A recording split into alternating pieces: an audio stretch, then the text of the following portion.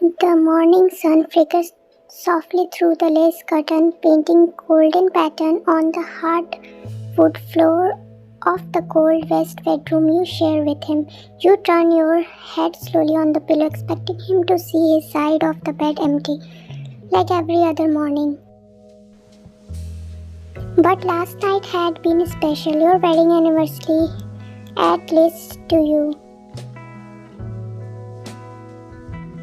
You had cooked his favorite dish, set the table with the fresh white lilies, dressing up in the soft blue hanbok he once said made you look like a dream, and you waited until the candle melted into the waxy blood on your food turned cold, but he never came until now. It was 2:47 a.m. when the door slammed open. The sharp smell of whiskey hit you before his footstep did. You sat up, blinking the sleep from your eyes as you walked in, coat slung over one shoulder, hair tossed, and jaw clenched tight. Where were you? You asked quietly, rising from the bed. He didn't meet your eyes. He tugged at his tie impatiently and muttered out, "Meeting, don't start. I waited you." You said, stepping closer, "I made dinner. It's our anniversary." He finally looked at you, but his eyes were unreadable. "Why do you keep pretending this marriage means nothing, something to you?" Your lips parted, shocked. "What? I regret marrying you." Just like that, the world tittled beneath your feet. His word stuck like a glass dagger, sharp and cold, unraisable.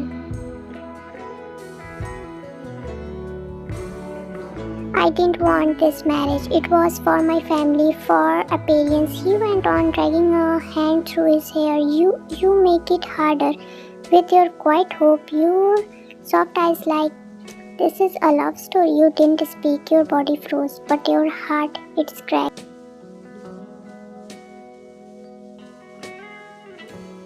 You turn away slowly, walk to the drawer, and remove your wedding ring with a trembling finger. Place it gently on the nightstand. The young watch but said nothing. Your voice came out steady, almost empty. "I won't wait for you anymore." And from that night on, you stopped speaking to him. No fight, no question, only silence. But the silence hurt him more than your word ever could.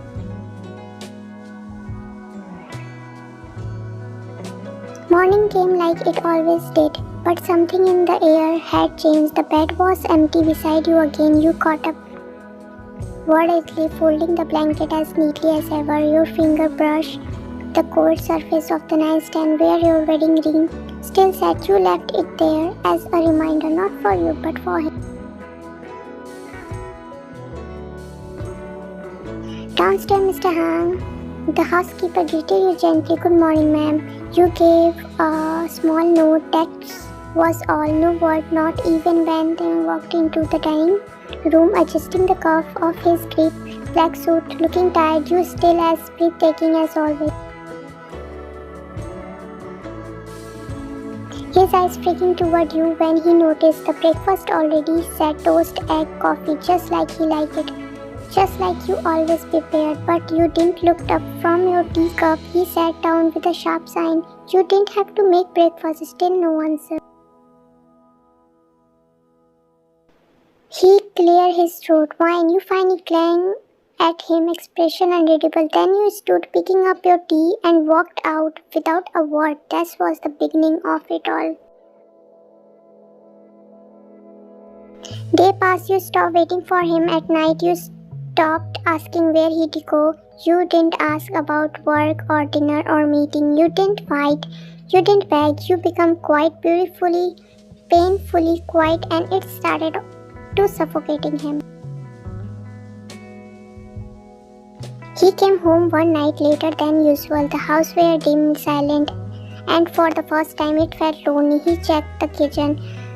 The dinner table was empty. He walked upstairs. Your door was closed. He knocked once, then again.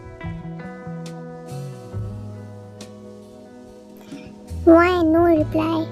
Are you asleep? Still nothing. He rested his forehead against the door and closed his eyes. Something twisted in his chest and unflared at.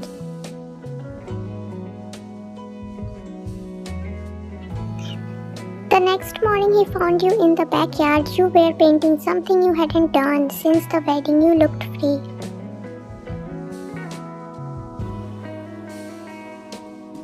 Hair tie up, face calm, brush trading across the canvas in stock of the sky and shadow.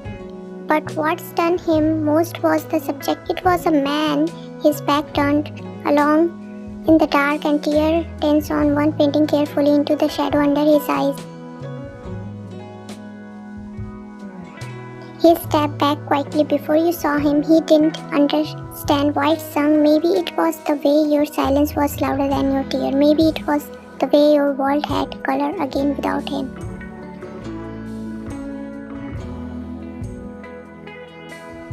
That night, Tim sat on the edge of his bed, staring at the ring you left behind. For the first time in a month, he couldn't sleep, and for the first time ever, he missed your voice.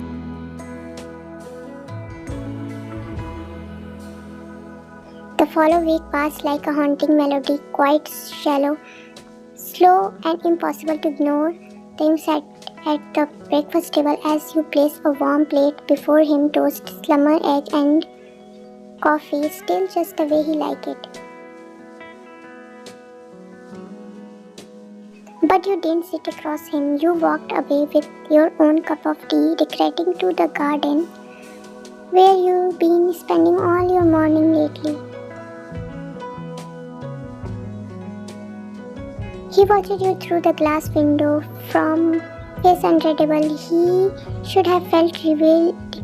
You wasn't fighting, you wasn't demanding anything, but instead your silence clawed at him like a guilt in the dark.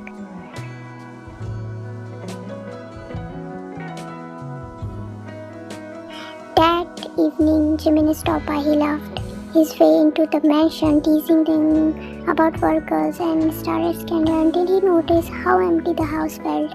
Where is wine? Jimmy asked, heading toward the living room. Usually, she bring out tea and snacks before I can even sit.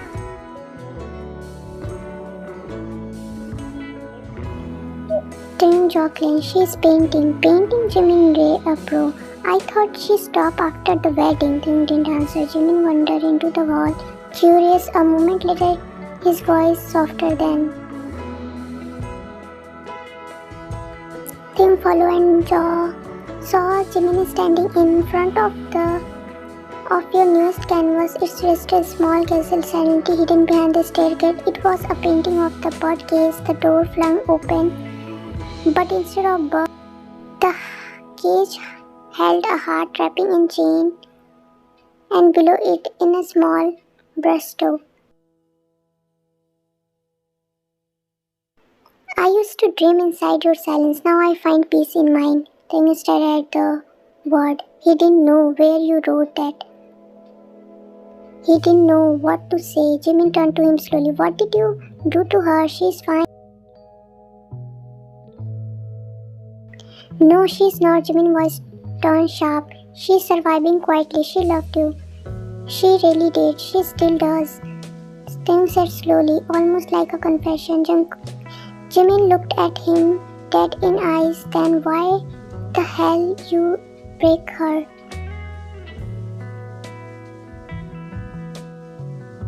That night he walked past your room. The door was silently open. You were color up near the window, studying something under the dim light. He didn't speak, he just watched it. How did he not see it before? The way your shoulder drooped when no one was looking, the way you stared at the moon like it was the only thing listening. He wanted to say something, anything, but the world felt too late now. So instead he whispered to the night, I wish I hadn't said those things. But he didn't know you were still awake and you heard every word. You just didn't know if regret was enough.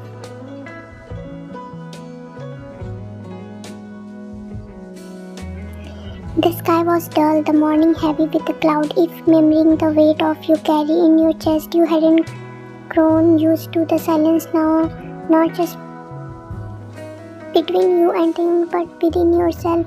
There was a strange kind of comfort in it, no expectation, no disappointment, no pain, or at least not kind of that came from his voice.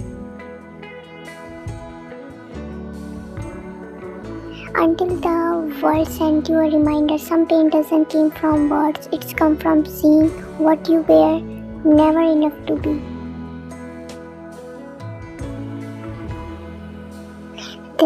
That evening you saw the headline, Suyukimtem is spotted with a former fiancé with Mini Sojin at the Galaxy Gala. The picture, her hand resting casually on his chest, his face unreadable.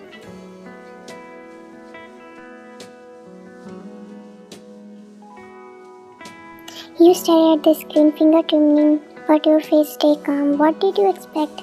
He had changed overnight. That your silence was enough to make him miss what he never truly saw. No, you closed the screen, but your heart whispering, you are still hurting.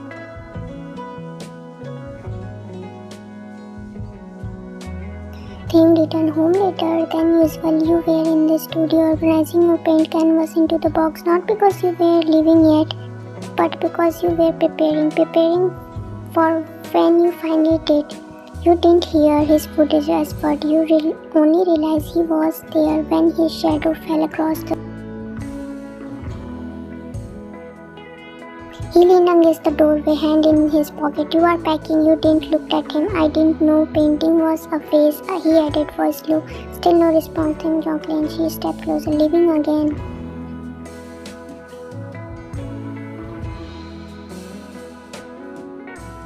You finally turn eyes calm, but your voice carries something unclear distance. No, just preparing for when I have to. That single sentence unsettled him more than any argument could have. He stared at you for a moment, something flicking in his eyes, regret, anger, fear. He didn't say anything, so you turned away for the first time. Later that night, he stood outside the studio door again. But this time, he was holding his phone. He opened the article, the one with him and Sojin. He remembered that moment, how she laughed, touched his arm, leaned close, like old times.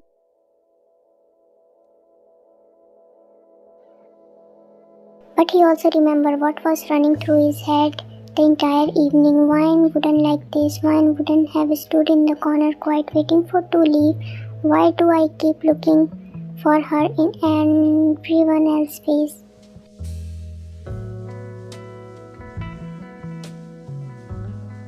Meanwhile, you lay in bed staring at the ceiling. You didn't cry, you didn't speak, but instead something inside you whispered louder than ever. He doesn't love you.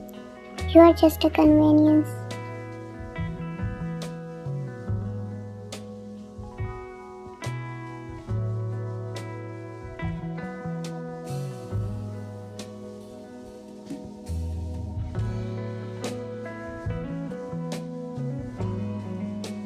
The next day, you stood outside your room for the first time in a week. He knocked gently, said your name. You didn't open the door, but he didn't leave either.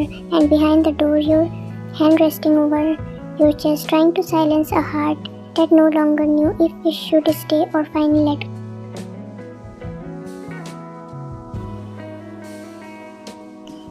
The first thing Tim noticed when he walked into the dining room was the absence of coffee, not just any coffee, your handmade brew.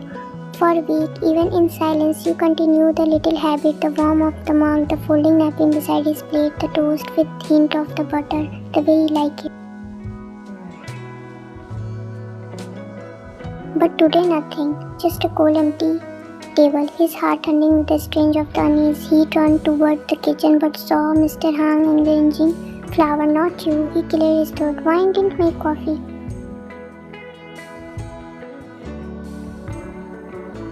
The old woman looked up shattered. She left early, she said, had entrance.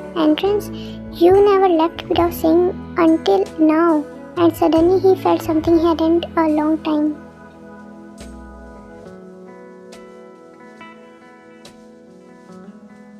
You stood at the gallery, the wall were covered with the art of you. It's your own of the stranger, but they all spoke louder than words, louder than you ever could. The melt smile hand you covered. Your solo exhibition is scheduled for the next month. Congratulations. You smiled faintly, finger gripping the inch. It felt strange to finally doing something for yourself, to imagine future without him.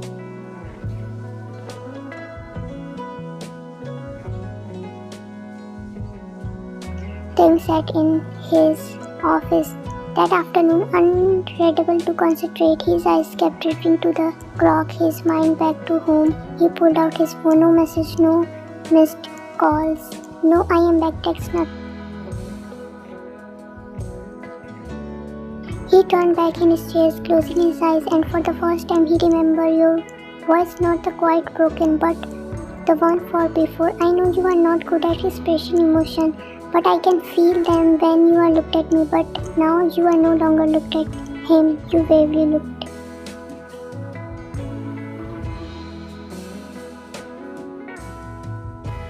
That night he turned to an evening quieter house. Your bedroom was were closed, the light were off. He walked into his own room, losing his tie, and sat at the edge of the bed. And for the first time in a year, he carried, not loud, not desperate, but the silence, aching tears with a slide down his face with no one wiped to them up.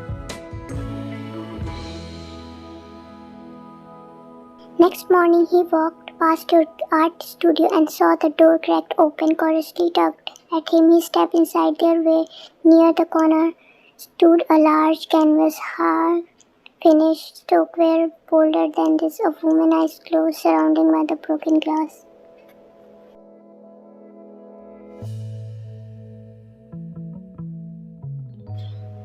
Each share reflects different version of her smile, carrying fainting at the bottom corner. Used hair scramble in a line charcoal. Tim stared back, his chest achy. The version of you that smiled at him, all the mouth goes. She was gone, and he didn't even notice when.